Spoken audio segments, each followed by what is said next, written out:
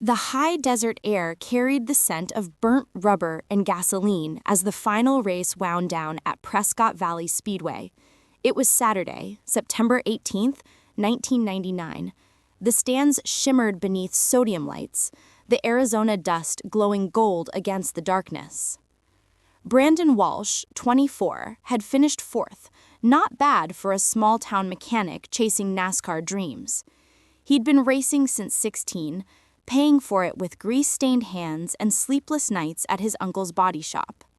To his friends, he was a local hero, a kid with raw talent and a grin that said he'd get out of Prescott someday. By 10 p.m., the crowd thinned. Brandon loaded his gear into his midnight blue Ford F-150, the truck he kept spotless despite the desert's red dust. He wore his lucky black leather jacket with the number 37 stitched in white, jeans faded at the knees, and boots that had survived too many pit lanes. He called his girlfriend, Amanda Stewart, from a payphone near the concession stand. She was on shift at Prescott Regional Hospital. He told her he felt good, like things are finally falling into place. That was the last time anyone ever heard his voice. Brandon planned to meet his friends at Murphy's Tavern, a dive bar where racers swapped stories over cheap beer and country music. He never made it. The drive should have taken 25 minutes along Highway 69, a route he knew by heart. By midnight, his friends assumed he'd gone home. By Sunday afternoon, when he missed his mother's barbecue in Chino Valley, Patricia Walsh knew something was wrong. Her son never missed family gatherings. He was reliable, the kind who called if he'd be 5 minutes late. At 4:17 p.m., Patricia called the Yavapai County Sheriff's Office. Her voice trembled as she reported her son missing. Deputy Tom Harris took the statement, calm and dismissive.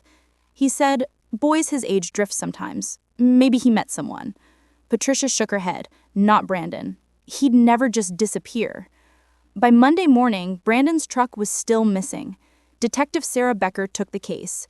Sharp-eyed, mid-30s, transferred from Phoenix seeking quiet. She'd find none. The last confirmed sighting was at 10:05 p.m. A parking attendant, Joseph Quinn, remembered Brandon's wave as the blue F-150 pulled away. "Always tipped me $5, Quinn said. "Good kid." After that, nothing. No gas station cameras, no rest stop witnesses, no trace on Highway 69. Becker organized search parties, combing the shoulders and ravines. The desert was merciless. Scrub brush, ponderosa pine, limestone cliffs that could swallow a truck whole.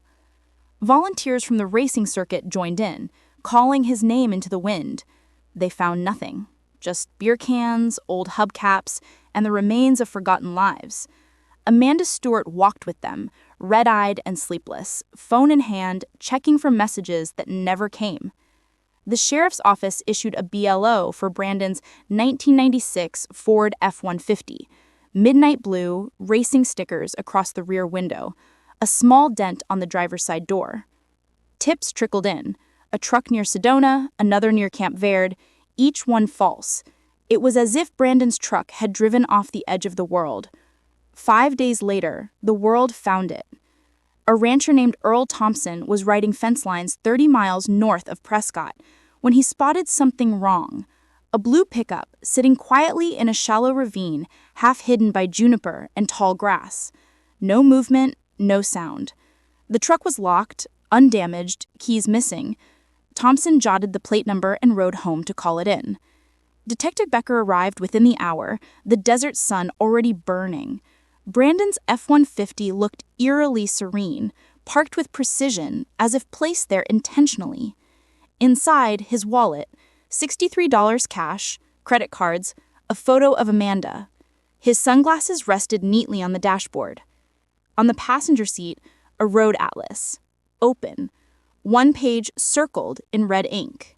An area 60 miles northwest, deep in the Kaibab National Forest. No notes, no words. Just that single red circle, glowing like a wound on the map. The discovery of the truck should have brought answers. Instead, it deepened the mystery.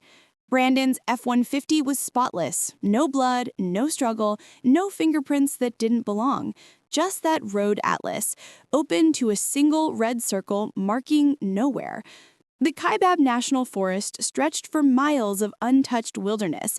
If the map meant something, only Brandon knew what. Detective Sarah Becker studied the page for hours. Was it a destination? A signal? Or a message from whoever made him vanish? Search teams pushed through thick pines and rocky canyons for 3 days. Helicopters swept the terrain. Dogs picked up nothing. The circle led nowhere. With no digital trails, no GPS, no cell pings, no CCTV, Becker was chasing ghosts. 1999 offered no data to follow, only hunches. And hunches die fast in the desert. Witnesses remembered nothing unusual at the track that night. Brandon had joked about almost spinning out in turn 3, laughed with his friends, waved goodbye. Then he was gone. 25 miles of highway swallowed him whole. By October, leads were dust. Theories began to fracture like cracked glass. Patricia Walsh refused to believe he'd just left. She told Becker about strange calls Brandon had received. Late at night, no voice on the line, only breathing and silence before a click. He'd laughed it off. She hadn't. Now, it haunted her. Amanda, his girlfriend, had her own theory. She'd seen the underbelly of small-town racing, the gambling, the men who bet big on amateurs. There was one name that stood out. Vincent Rossi, a bookmaker who operated in the shadows around the Prescott circuit. Amanda believed Brandon had seen something he shouldn't have. Maybe an argument, a payoff gone wrong. Maybe that was the reason for the silence. Becker interviewed Rossi. He was calm, even amused. "Lady, nobody kills over $500 bets," he said. He had an alibi. It checked out. Another theory surfaced: drug trafficking. Iron Springs Road, where Brandon's truck was found, was known to smugglers. Federal agents whispered about drop sites hidden in ranchland and canyons. Could Brandon have stumbled onto something meant to stay buried? Becker contacted the DEA. The answer came fast. No evidence. Brandon's bank records were clean. No money, no signs of double life. He wasn't that kind of man. The case began to cool.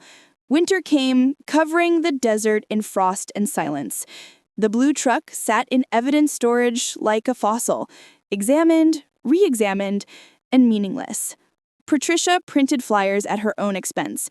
She posted them on every gas station, grocery store, and truck stop across 3 counties. Missing: Brandon Walsh, age 24. Each week, fewer volunteers showed up to help her search. Each month, hope thinned. 15 months later, she stopped saying when we find him and started saying if. Detective Becker hated the word closure. In March 2002, the case was archived, not closed, just buried in paper and silence. The last note in her file read, "Truck processed, evidence inconclusive, no leads remaining." And that's how it stayed for 19 years. March 2018. Detective Linda Morrison sat alone in a small, fluorescent-lit office deep inside the Yavapai County Cold Case Unit. She was reviewing forgotten cases, relics of an era before DNA could whisper truths. When she opened the box labeled Walsh, Brandon, 1999, dust rose like ghosts from the past. Inside were photos of the truck, the map, the sunglasses, and a beer bottle, a Coors Light bottle, wedged under the passenger seat, barely noted in the report. No prints, no DNA, not with 1999's limited tech. But 2018 was different. Now even a smudge could speak. The bottle went to the lab. Dr. Michael Frazier, lead forensic analyst, spent 6 weeks extracting touch DNA from its rim, skin cells left behind decades earlier. The result stunned everyone. It wasn't Brandon's, and it wasn't a stranger's. The profile matched Keith Donovan, Brandon's close friend and fellow racer. The same man who'd been interviewed in 1999, claiming he hadn't seen Brandon for a week before the race. The same man whose alibi had never been checked too closely. Detective Morrison felt a familiar chill. In cold cases, coincidences are rare. Lies are not. Keith Donovan had been a local name once, the golden boy of Prescott racing, the one everyone said would make it further than Brandon. By 2018, he was 43, divorced twice, still lived in town, working part-time at a tire shop that barely survived on old customers and gossip. When detectives arrived, he didn't ask why they were there. He just said, quietly, "You finally found something, didn't you?" Morrison nodded. She laid the photo on the table. The Coors Light bottle, its label faded and cracked, DNA matched. Keith stared at it like a ghost from a life he'd tried to bury. Then he started to talk. He and Brandon had been close, teammates, rivals in everything but blood. But jealousy runs deeper than friendship. Brandon had begun drawing sponsors, whispers of a real NASCAR tryout. Keith had debts, heavy ones, the kind you don't walk away from. That night, after the race, Keith followed Brandon out of the speedway. They met on the side of the highway. Brandon thought they were going to celebrate. They parked near an old service road, open desert behind them. They drank, argued, words turned into shouts. Brandon accused him of sabotage, of jealousy. Keith snapped. He said it wasn't supposed to happen, just a push, a fight. But Brandon fell back, hit his head on a rock. No sound, no movement, only the desert wind. Keith froze. Then panic took over. He put Brandon's body in the truck, drove miles north into ranch land. When he reached a shallow ravine, he parked, cleaned the cab, took the keys, and walked home before dawn. He'd gone back weeks later to move the body, but when he returned, it was gone, washed away or buried deeper by rain. No one ever found it. Morrison listened in silence. When he finished, he cried. Not from guilt, but exhaustion. 19 years of pretending he hadn't killed his best friend. The BA filed manslaughter, tampering, and obstruction charges. But without a body, proving intent was nearly impossible. The case became a courtroom war of memory versus evidence. Then fate intervened. In June 2019, a team of hikers stumbled upon a set of remains near Iron Springs, less than 5 miles from where Brandon's truck had been found. DNA confirmed it.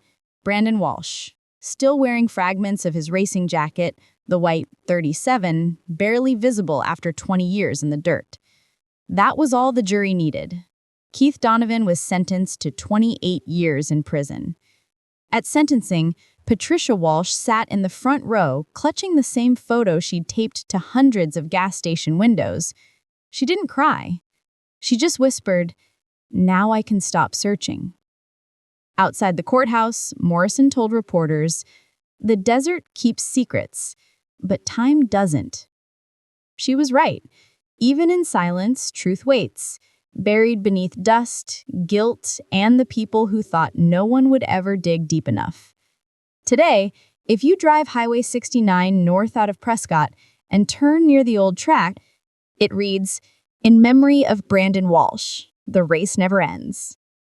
And sometimes, when the wind howls through the empty stands at Prescott Valley Speedway, locals say you can still hear it, the low hum of an engine fading into the night, and a voice whispering through the dust. "I'm still out there." You can subscribe to Dark Evidence, where every silence hides a story.